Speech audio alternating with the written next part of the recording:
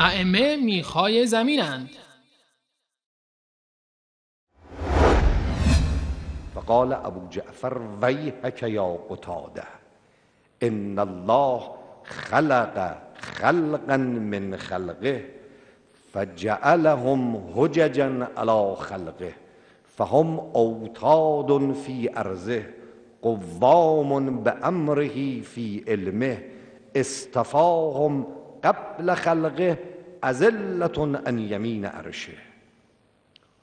بی مقدمه حضرت تا او خودشو معرفی کرد یک فریادی به او کشیدن، نهیبی زدن.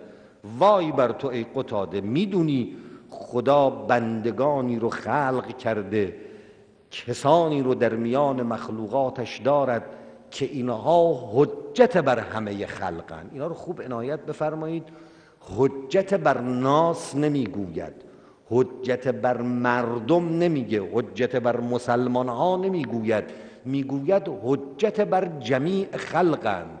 یعنی وقتی حجت بر جمیع خلق شد، حجت بر حیوانات هست، حجت بر پرندگان هست، حجت بر همه مخلوقات هست. و جعلهم حججا علی خلقه، حجت بر جمیع بندگان، جمیع مخلوقات خداست. اونها اوتاد و وسائل استواری زمینن. اوتاد وتد به معنای میخ است، یعنی اینها لنگرهای زمینند که حضور اینها بر روی زمین مانع از تزلزل و فرو رفتن خلق خدا در روی زمینه. اوتاد فی ارضه. جناب آخوند رافضی، اولا شما چگونه ائمه را حجت بر تمام مخلوقات یعنی انسانها و جنها و حیوانات و پرنده ها و غیره می‌دانید، حال این که حیوانات و پرنده ها مکلف نیستند و آنها مأمور به چیزی نمی باشند و حجت بر کسانی می باشد که مکلف و مأمور باشند که فقط انسانها و جنها هستند. ثانیاً الله متعال فقط انبیا علیهم السلام را حجت بر مردم می داند.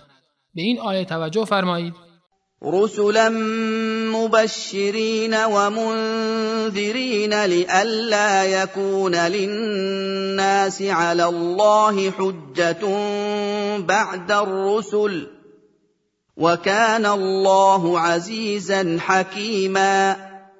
پیامبرانی مژده‌رسان و بیم دهنده برانگیختیم تا مردم پس از ارسال پیامبران حجتی در برابر الله نداشته باشند و الله غالب با حکمت است.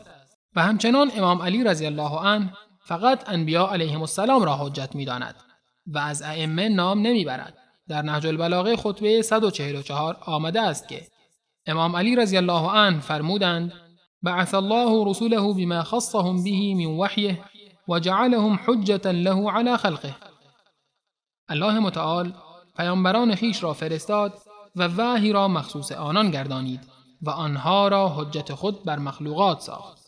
اگر راست میگویید دلیلی از قرآن و یا از اقوال ثابت شده امام علی رضی الله عنه بیاورید. ثالثاً الله متعال می‌فرماید که ما کوه‌ها را اوتاد یعنی میخ‌ها و لنگرهای زمین قرار دادیم. به این آیه توجه نمایید: الم نجعل الارض مهادا والجبال اوتادا. آیا زمین را بستری نگردانده ایم و آیا کوه‌ها را میخ‌هایی ننموده ایم؟ حال شما چگونه ائمه را اوتاد یعنی میخ‌های زمین مینامید؟ آیا زمین قبل از خلقت و پیدایش ائمه در تزلزل بود و استوار نبود؟ به راستی شما از ائمه که مخلوق و محتاج الله متعال هستند اعجوبه‌ای ساخته اید که حتی مرغ پخته را به خنده وامی دارد.